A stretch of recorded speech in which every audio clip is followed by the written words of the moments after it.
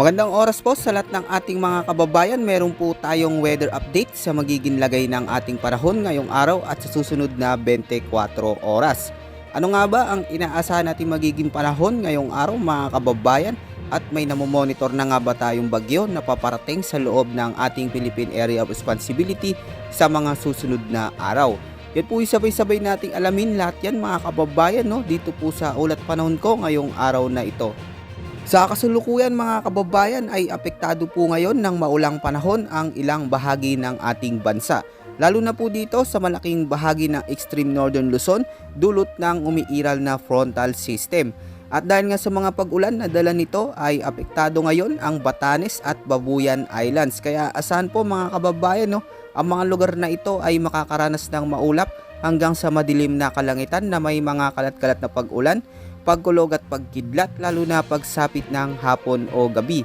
Pinag-iingat po natin ang mga kababayan natin dyan dahil posible po ang mga banta ng mga biglaang pagbaha at pagguho ng lupa lalo na kung magdudulot ito ng severe thunderstorms. Samantala para naman sa ating bagyo update mga kababayan ay meron po tayong namomonitor ngayon na low pressure area sa labas ng ating Philippine Area of Responsibility. Sa ngayon mababa pa lamang ang tsansa nito na maging isang ganap na bagyo, ngunit inaasahan na magdadala o magdudulot ito ng mahihina hanggang sa malalakas na mga pag-ulan sa ilang bahagi ng ating bansa lalo na dito sa malaking bahagi ng Visayas at Mindanao. Hindi naman natin inaalis ang posibilidad na magbago at lumakas pa ito bilang isang bagyo sa mga susunod na araw habang kumikilos ito. Dahil sa mga makapal na kaulapan at mga pag-ulan na dala ng low pressure area ay apektado din mga kababayan ng mga lugar dito sa may Palawan, Zamboanga Peninsula, Basilan, dito rin mga kababayan, no, sa may Sulu at Tawi-Tawi. Kaya asahan po ang mga lugar na ito ay magiging maulap hanggang sa makapal na kaulapan na may mga mahihina hanggang sa malalakas na mga pag-ulan, pagkulog at pagkidlat. Pinag-iingat din po natin ang lahat ng ating mga kababayan dyan sa mga nabanggit nating mga lugar sa posibilidad at banta ng mga biglaang pagbaha at pagguho ng lupa lalo na kung magdadala ito ng matitinding mga pag-ulan.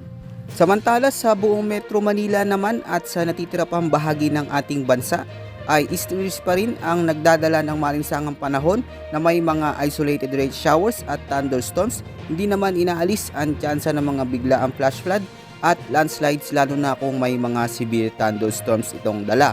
Bukas naman asahan na makakaranas pa rin ng maulang panahon na may mga katamtaman hanggang sa malalakas na mga pag-ulan lalo na dyan sa mga kababayan natin sa may Mindanao at Visayas dulot ng low pressure area. Kaya patuloy po tayo na mag-ingat dyan lalo na sa mga kapatid natin na nakatira sa mga mabababang lugar. At malaga po, no, magpatuloy po tayo na mag-antabay pa sa mga susunod pa nating update.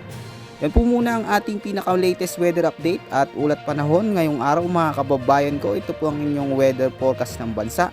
Maraming salamat po at ingat po sa ating lahat.